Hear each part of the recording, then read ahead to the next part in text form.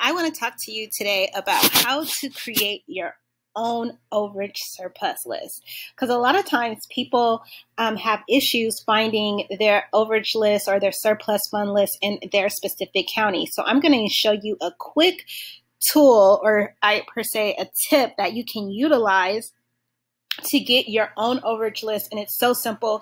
And personally, I think this is the best way if you are a newbie in this industry, because the way things are going, there's going to be a lot of tax deeds on the market, which there is going to lead to a lot of tax deed overages.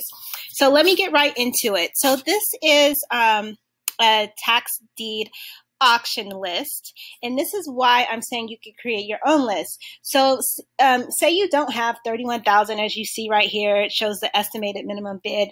Who cares, right? Because you're there to find out what it actually sells for.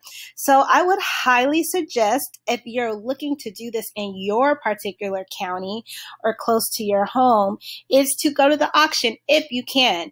Now I know a lot of California people, most of their auctions are online, which is just as easy because you can create your own overage list through the comfort of your home. But people like me in Texas, unfortunately, we have to physically go to the auction. So this is a list for the auction. And the reason why I feel like this is a good list, because it gives you the 5 things you need. And I cover that in one of my other videos that you need to process a claim. And I'm going to go over that.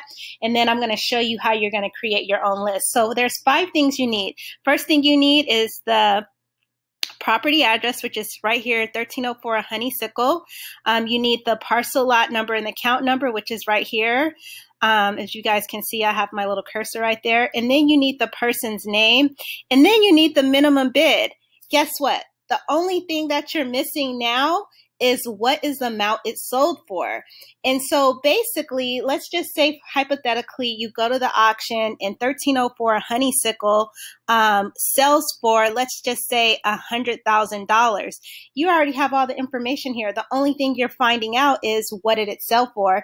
And now you know that if this sold for $100,000, that you can collect, let's see, what's that, 100 minus 3, I think that's 7. Yeah, so you could collect $70,000.